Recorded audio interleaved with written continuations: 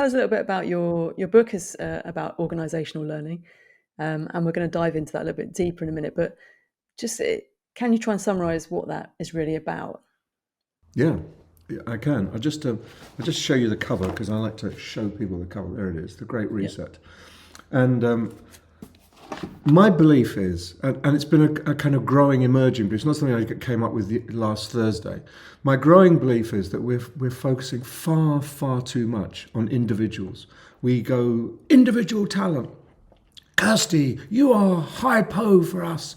Kirsty, here's your objectives. Kirsty, this is your bonus.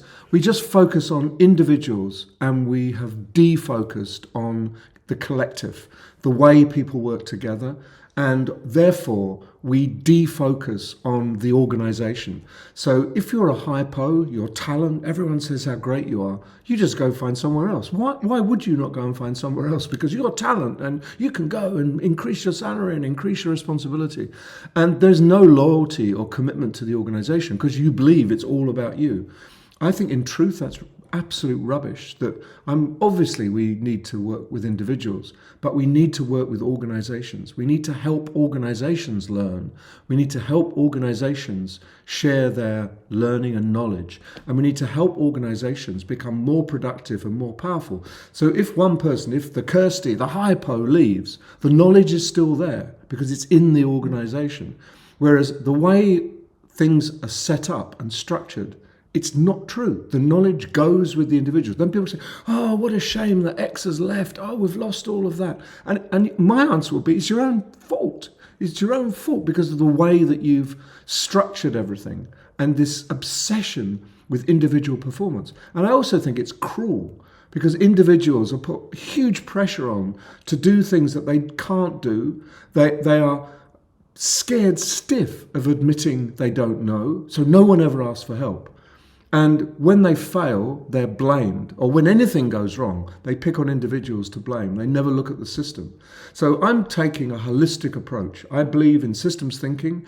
I believe it's the whole system that's responsible. And if you're incredibly successful, there's a system behind you that makes you successful. It's not down to your own individual genius. Or if it is, it's in very, very few cases. So I think we've got to relearn. That's why I called it the Great Reset. It's a reset of the way we build organizations and the way we treat people within organizations. That's the fundamental purpose of the book.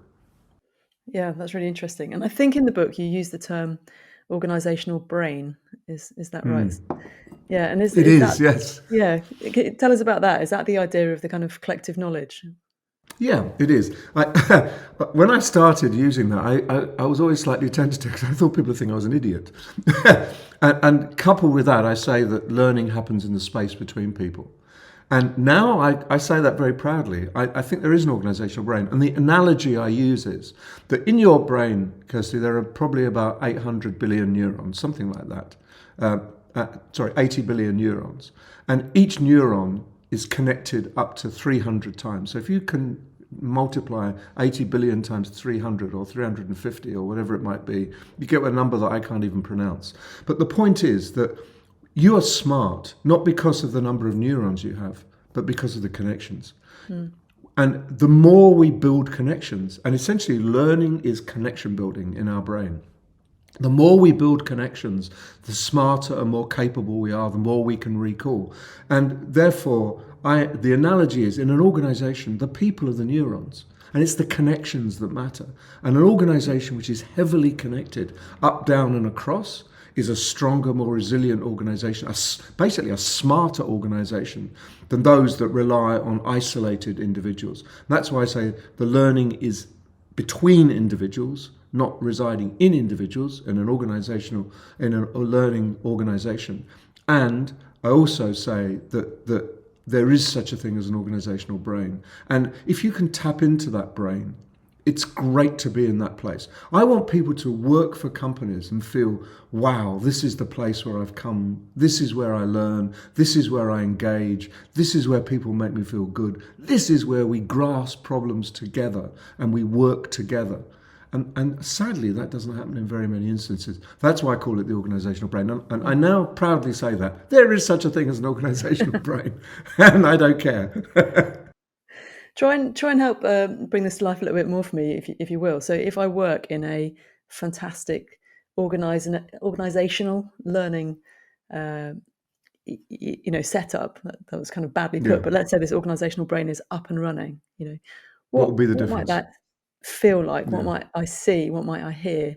What's the difference Yeah. between perhaps the status quo? Yeah, that's a really good question. That to me, it's down to three or four things. One is the absence of fear. Many people work day in, day out, terrified they're going to be blamed, terrified they're going to be fired, terrified that someone will discover that they don't really know as much as they think they do, terrified they're going to be humiliated in some way, and so on. So in my organization, no one is afraid, and no one is scared of saying, I actually don't know that, Kirsty. Can you help me with that? That's a bit beyond me. Can you just take me through that again? And in a learning organization, you don't push individuals. You don't say, Nigel, you're absolutely rubbish at spreadsheets, so I'm going to give you 5 to work on over the next month. So you've got to get good at spreadsheets. We work as a team. So I say, Kirsty, you're way better at spreadsheets than me. Could you take this on? You go, yeah, I love spreadsheets. Yes, please. Give me the spreadsheets. And so we work collectively. And we're never afraid to ask for help. We're never afraid to offer help. And in many organizations, offering or asking for help are seen as career limiting. There was an amazing Harvard Business Review survey of, it was only 1,500 managers, but something like 63% said they would never offer help. They would never offer help. What? I don't want to associate myself with failure. I don't want to offer it with the losers in the organization. And they would never ask for help because that's career limiting. If I asked for help, it would show that I'm weak and I'm vulnerable, and I'd be really scared if I did that. So we live in this kind of facade of organizational brilliance when we're actually in a shoring up organizational chaos. And the difference is, if you can't walk into one of my organizations and feel the difference immediately you talk to anybody, then it isn't really a learning organization.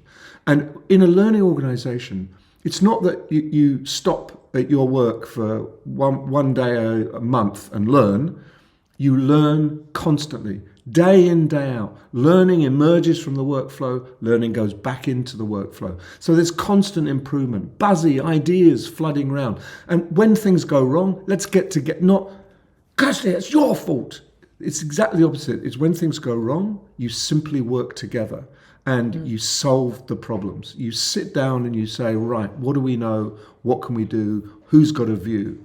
And therefore you respond. And coupled with that are two things. One is this feeling of intrinsic motivation. I do this because I really want to. I help the customer because I believe in this company and I want it to succeed. And the second is this sense of optimism, that this place is a great place to be for as long as it's a great place to be. And if it isn't, I'll go and find another great place. And you come out of it way higher up the scale intellectually and emotionally and in terms of community than you were when you went in. Whereas in many places you talk to people and they've been in 4 jobs and they haven't moved 1 inch. They do their job, they go home, they leave, get somewhere else, do their job, go home. And there's none of that sense of growth and optimism. It's the opposite. Does that make sense? Yeah, that does make sense. Yeah, thanks for explaining that so clearly as well. I guess I'm going to put my boring business hat on. We've talked about how it might feel for the individual or individuals, which sounds incredibly positive. What about from the kind of business metric side of things? If I was a CEO, how would you convince me to embrace this, for example? What difference would it make? I would say to the CEO 3 things. The first is you are going to massively increase productivity. And I'm not talking about 1% increase. I'm talking about 5-10% increase in productivity. When people work passionately and they work together, productivity just rockets. And if you don't want to increase productivity, fine, just tell me to go. The second thing I'd say is that you will have an organization which is far more resilient. Because if you think you're going to progress in the line that you've chosen forever with nothing going wrong, then you're totally naive and you probably shouldn't be CEO. So resilience is really important. And the third thing I'd say is that you will be able to make big transformations. When you've got everyone together and you say, well, this whole product line is failing, or that this whole approach is failing, you have an organization that will say, right, let's get knuckle down, and you can make big shifts without everyone feeling threatened and thinking immediately, oh, I'm going to be fired, and therefore resisting, and you have all the trauma of change that you get in many organizations. Change becomes a completely normal part of the way the organization works. But it requires the I also say, if you want that, you've got to start being honest, you've got to start offering trust, you've got to be more autonomous in terms of your staff, and you've got to build the bottom unit of productivity is a team, not an individual. You've got to accept that there are team challenges, team objectives, team bonuses, and not focus on the individuals. And you've got to turn the corner, and that means you've got to change the way that managers operate, and line management, and the way your organization operates.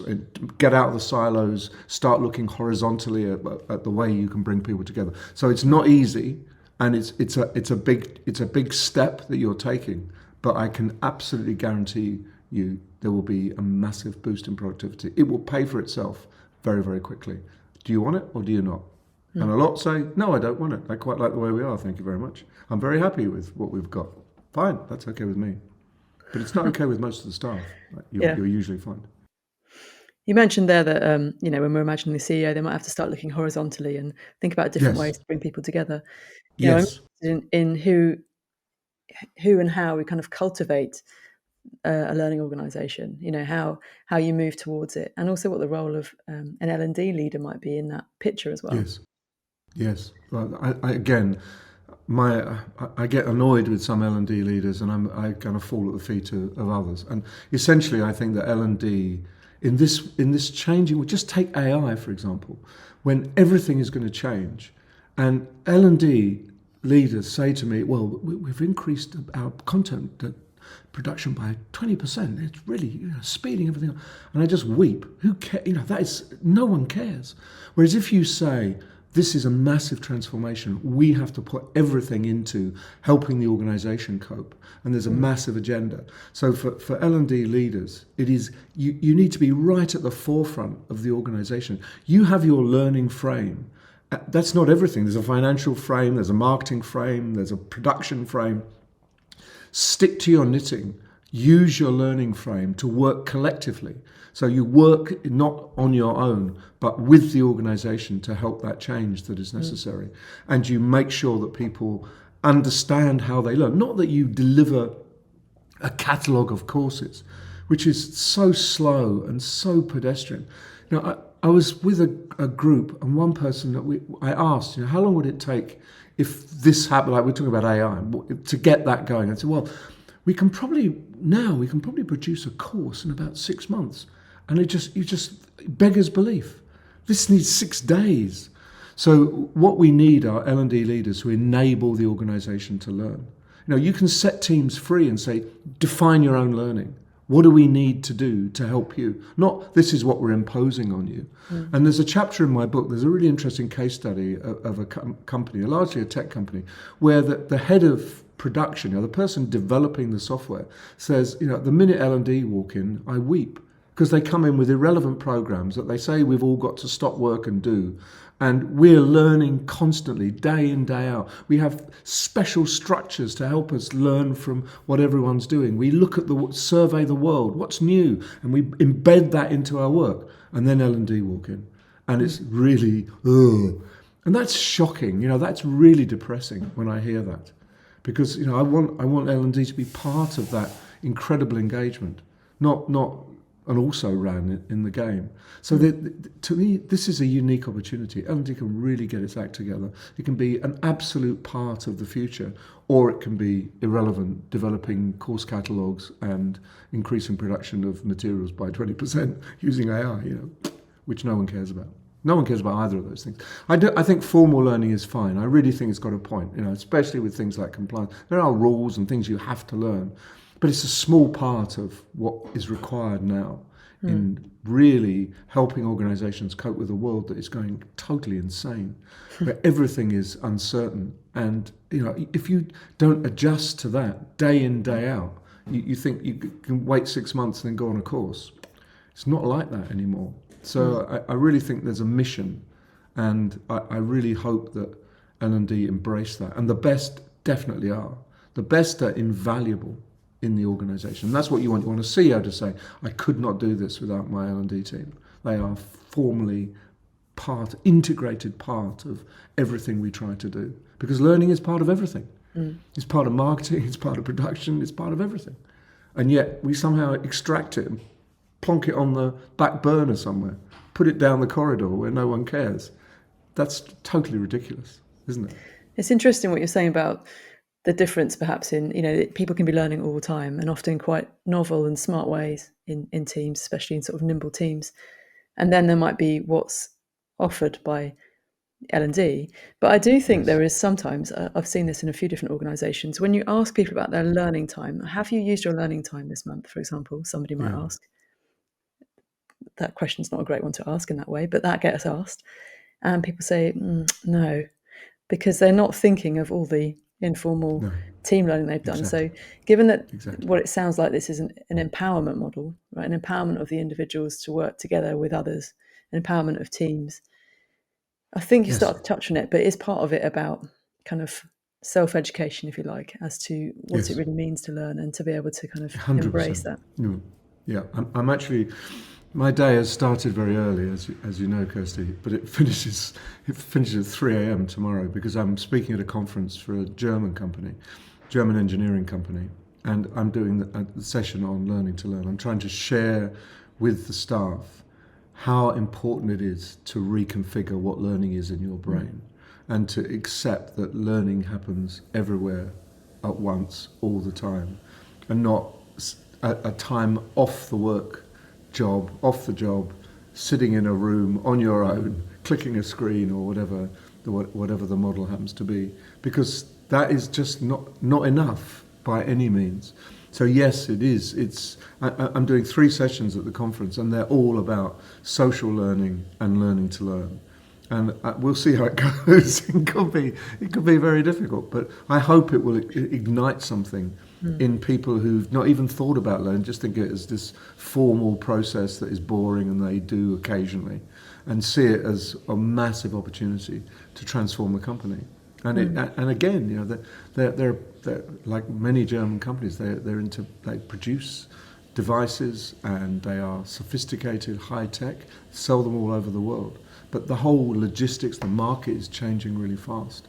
How are they going to keep pace? And that is the challenge. And I think learning is one of the keys, not the only thing, but it's one of the keys to survival. And that's what I'm going to be saying, basically. And if let's say a learning leader is listening to this and thinking, I really want to strive towards what Nigel's describing, I really want to help people learn how to learn, I really want to help this organisation work towards an organisational learning model, like what kind of, if we can try and get practical, I know it's difficult because we're talking about a culture change, something, but what could they do? What could some of the first steps be, do you think? Yeah, I think there are 2 things. The first one is something I bang on about all the time, and that's field work. L&D does not do enough field work. I would say to them, get out there, get out of your little enclave, go and talk to people. And I would ask them some basic questions. One question would be, what stops you doing your best work? If you ask people that, they will tell you. And you'd be surprised at what the fixes people have to do, the compromises they have to make just to get the job done because the systems and processes are rubbish, or that they're not fully au fait with something that they need to be fully au fait with. So if you do your field work, you will have an immediate agenda of how you can make things better. And if you can go to someone and say, I listened, this is what we've done as a result, they will love you for life because you've made their life easier. You haven't imposed something on them. You've actually helped them. So do your field work. And the second thing is just see yourself as a practitioner. Now, my physio in London has a team, a group of physios. They meet once a fortnight for an hour and a half. Just problems they've encountered, new techniques, papers they've read. They see themselves as practitioners, and their practice is really important to them. So their practice improves constantly. But many people indeed don't see themselves as practitioners. They've kind of outsourced that to the suppliers, and they just kind of administer the suppliers, whatever the supplier offers. And when there's a problem, they go to the supplier and say, "Oh, there's a problem." They say, "Oh yeah, don't worry, we can solve that. Just cost you, 48,000, but we can do it." And I think that's wrong. You should be a practitioner who's on top of it, and you should know your organisation really well, so that your practice is enabling and assisting your organisation in a remarkable way, not just a boring way, in a remarkable way. Just like my physio is very clear that the most important person in the equation is me and my knee, or whatever it happens to be this time. Not a supplier of some wingding software or something. Yeah. So those two things, get out there and do your field work and see yourself as a practitioner, and therefore as a professional who is growing and developing. So Yeah. do your own thing, do your own development. Be on top of it. Get your group together. If you don't get that in your organization, grab a group of people, like-minded people, and just meet from time to time and talk about what's going on. They'll find that absolutely invaluable and really insightful. And yet many people just don't do that. We're certainly seeing a growing appetite for. I run roundtables with learning managers from different organisations, and we're seeing a growing appetite for those. I think people are looking beyond trying to put into practice what we preach, right? Yes. I think L&D Yes. have not been great at eating their own dog food necessarily, and No, I think that's true. absolutely, it's absolutely imperative for moving forward. I think. Especially when L&D says, "Oh, we haven't got time to do that." And you go, well, there you are in the organisation where people are telling you, "Oh, we haven't got time," and you just get really angry with them. What do you mean you haven't got time? This is important. So yes, prioritise it for yourself, and just be a better practitioner. 1 week, 1 month, 1 year. Look back and say, "What have I done that I couldn't have done this time last year?" Ask those simple questions, and you'll probably be embarrassed at the answers. And make sure that next year it's going to be a step change. Now, I'm going to ask us some questions about the skills-based organisations, which we're seeing Yes. many move to that kind of skills learning model. And who's not talking about it, right? This is the other thing other than AI. But earlier you talked about how, somebody might not have the skills to use a spreadsheet, but they all know who can. Yes. How does your kind of idea about being a learning organisation kind of match up, if it does, to this idea of being skills-based? Is there a correlation there? And, can they work in harmony together, or is there some conflict? Yes, they can. Again, I think that the issue is team-based. So the team has to analyse the skills it needs, the new skills it needs, and then they have to work on their strategy to get those skills into individuals or into the organisation. And L&D's role is to facilitate that, not necessarily to do it. And it has to be done quickly, and it has to be done bit by bit, so that one person can try this, another person can try that. They come together and they work on that, and they review honestly this project or that encounter and say, there's a deficit here. How do we manage to match and improve on what we did last time? So I think that there's a constant focus on skills, but that requires a defocus on jobs and job roles and job descriptions. I'm appalled. No, that's an exaggeration. I'm surprised that when there's a new job, you still put out this formal job description listing, 75 things you do. And what that means is that there are 75 things you do, but 150 you don't do. My view, if you think of a job as a toothpaste tube, my view is if you want a skills-based organisation, you've got to split the sides of the toothpaste tube and let the toothpaste run out. Because if you make people think in terms of job roles, there's no focus on development and skills. So I would say that every single person in a team should be thinking about extending their role, what's close by, and also what is transforming their role, what is a bit further off. And they should be working together to do that, so that the skills become the dominant focus, not the job role. And therefore you never hear people say, that's not my job. Oh, I'm not paid to do that. Or, oh, that's your role, Kirsty. And all the ways that it kind of jobs and job descriptions are used to beat people up. You know, Mm. I can remember vividly in the BBC being told, get out of that area, that's not your job, when it was clearly my job, and having to fight because show me where that says in your job description that this is your role, you know, and just negative beating people up around jobs or blaming people. That's in your job description. You should have done that. You're responsible. I'm going to get you for that. And all the kind of bullying almost, but certainly intimidation tactics that are used around power and hierarchy and job descriptions. But you can't have a skills-based organisation with the same hierarchical structure where people say, do that, don't do that. Can't work like that. So a skills-based organisation is not just about skills. It's just like a learning organisation. It's not just about learning. It's about the organisation. So skills-based organisation, not let's have lots of skills and skill development.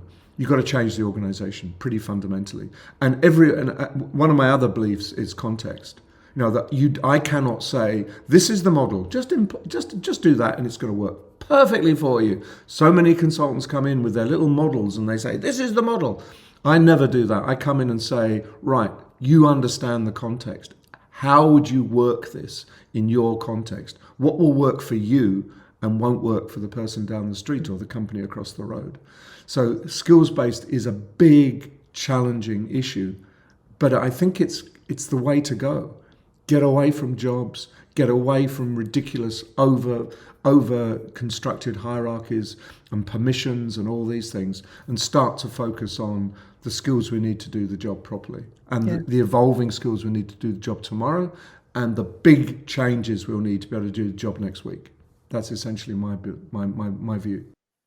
And presumably, both for skills-based models and organisational learning, then you don't have to do it everywhere all at once, right? You could, No. start with a team, ideally one that's big enough to have a Yes. good experiment going, right, Yes. and go from there. So I don't think there's a kind of, let's not pretend that it's about like, even though the skills gaps might have been identified by someone else, perhaps, whether they're right or wrong, across the whole organisation, for example, it doesn't mean you have to start rolling out the initiatives everywhere, right? No, and I also think things like skills typologies and competence frameworks are a waste of time. They're incredibly expensive to do. They're massively overcomplicated, and they're out of date in a month. They end up in drawers, and that's not the way to go. So you're right. You know, I think you've got to break it down to the atomistic units of the organisation. So you've got to start with teams, and there'll be some teams that are raring to go, and I would say just let them go. And there are others that are going, "Oh, I'm not sure about this." Don't let them go. You know, just let them hold back and let them learn from what other people achieve. Yes, the organisations change when everyone is convinced. And not everyone is convinced at the beginning. But I've never been in an organisation where there aren't some people who say, "Hey, we could do this. Let's just try this." And the key for me is someone to say, yeah, go ahead. You have permission. Just do it. See what happens. And then learn from what emerges. But you're right. The idea that you throw everything up in the air, every single job, we're going to throw away every job description in this organisation. We're going to cut the hierarchy. You sort it out. It'll work out beautifully. The answer is it probably won't. And don't be surprised. So yes, it is. You're exactly 100% right. You start small, and then you learn from what works and what doesn't work, and accept that some things are going to fail. Not everything is going to be a wild success, and that's okay too. And we learn from failure, and you don't say, you said you could deliver a skills-based organisation and this has been a disaster, you're fired. You say, you said you'd do this doesn't seem to be working, what are you going to do to put it right? Or what have we learned that we'll use next Yeah. time? That's the philosophy. So it's an approach, ideology, philosophy, structure. It's holistic. They're the things that come together, and they're really important. We are seeing a trend, and other people are reporting it too, that subject matter experts, so non-learning professionals, are getting more and more involved with, uh, the phrase is with the creation of learning, right? So Yes, you've of already talked about the course. fact that learning is not about Yes, necessarily creating content; it sits beyond that. But there is yes, something important happening, I think, about this knowledge sharing model that's happening. yes, In some organisations, it's happening to save money, so they don't have to go through L&D. For some other reason, in some other organisations, it's happening for practical reasons yep, because they know best, and so let them just yep. spread the knowledge. Run with it. Yeah, Yeah. exactly. But I mean, what what might that look like in your mind? Because you mentioned earlier that it's not about necessarily about content production, right? It's not about throwing out content about X skill, for example. But what does a knowledge sharing model look like? How would you know? Well, how would I know that Tony in Department X is really good at blah, and I should go and speak to him? Do you know what I mean? Yes, I think that's another exceptionally good question. But the first point you make is that the idea that somebody owns learning is a rubbish. That learning is in every individual's brain, but somebody needs to facilitate that and help it. And that in my model of an organizational development and organizational learning, that you need spaces where people can learn. You need data, access to data, so people can learn. You need permissions where people can learn. So all of those things are part of it. So that in my ideal organization, Tony is part of one of many communities of practice. So the things that Tony knows are widely shared around the organization. And if not Tony, then someone in that community of practice, people can access that and refer to that. And Tony is more than happy to come and talk and explain and help share the knowledge that he has. He's not put into a position where I haven't got time to talk to you, or if I do talk to you, then I'm not doing my job properly and I'm going to get kicked. So it's where the organisation is alive with access to people and their knowledge, and it's rather like.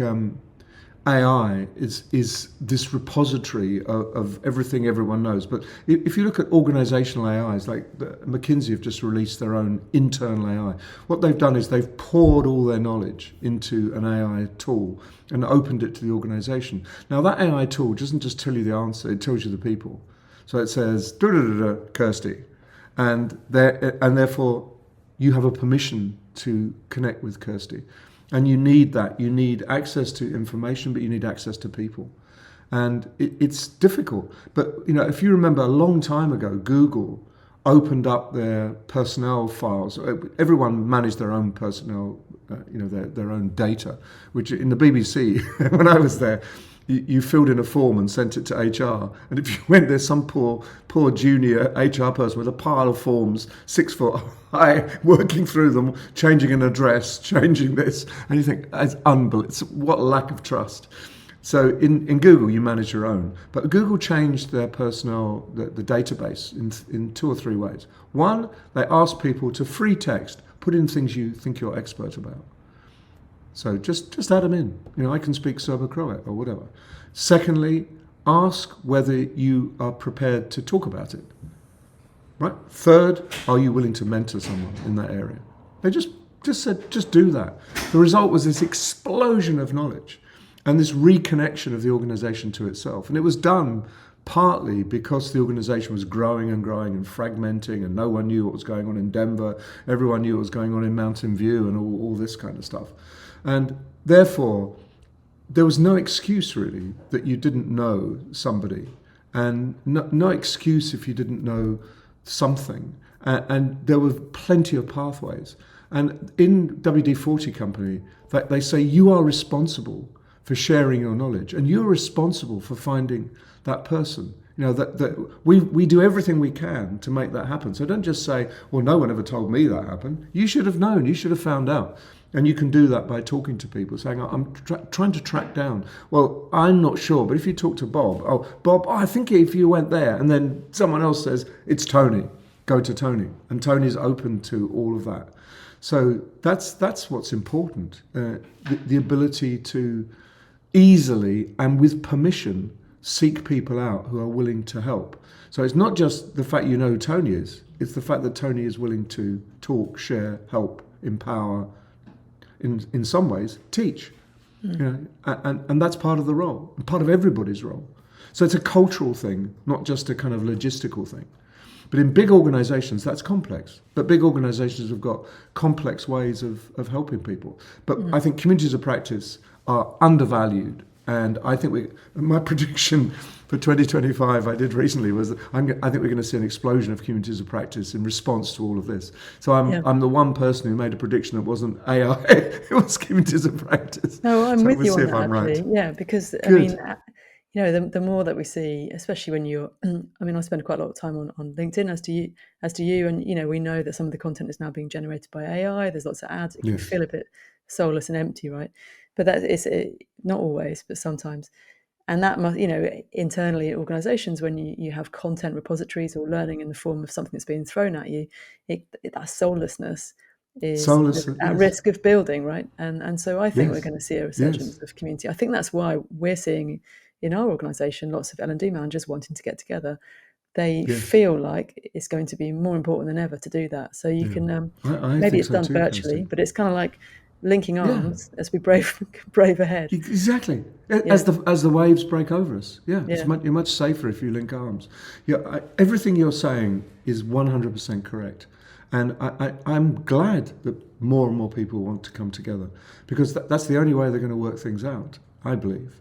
And everything you've said about the way forward and the kind of climate is spot on, and it kind of builds on what I've been trying to say.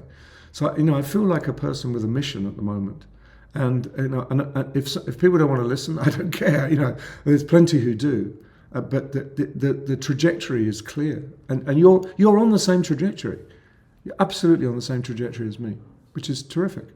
yeah. I mean, we talked at the beginning about how, community in life is important in terms of, Yes, where you live and so on. So yeah, it goes beyond the workplace, yes, of course.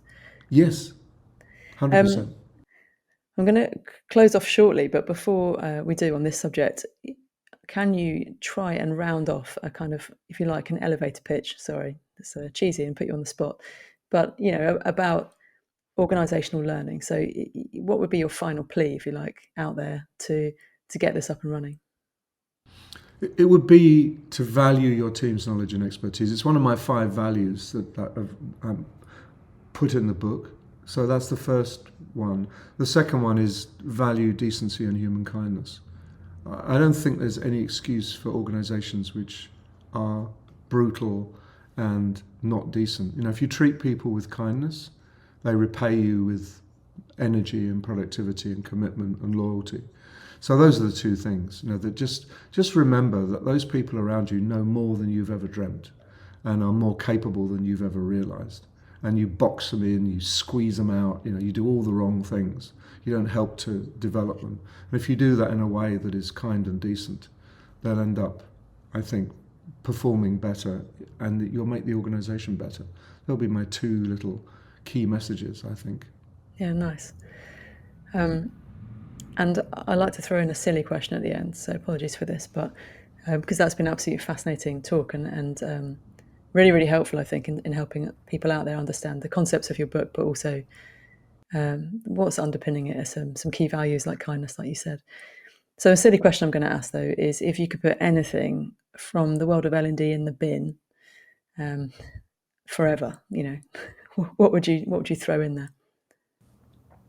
That's a really good question. Lots of things to pick. I think this obsession with course catalogues, if we threw that away and we just recognise that some things have to be formal learning, but there's a hell of a lot that doesn't.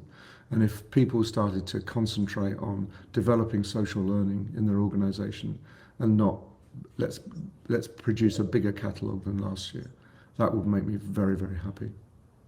Nice. It'd have to be a fairly large bin as well, unfortunately, because of the size of the catalogues that are out there. Yeah. Okay, great. Well, if I can wish that command, then off it goes.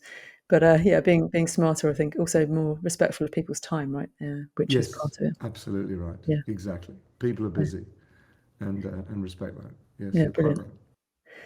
Well, thank you so much for joining me today on Learning at Large.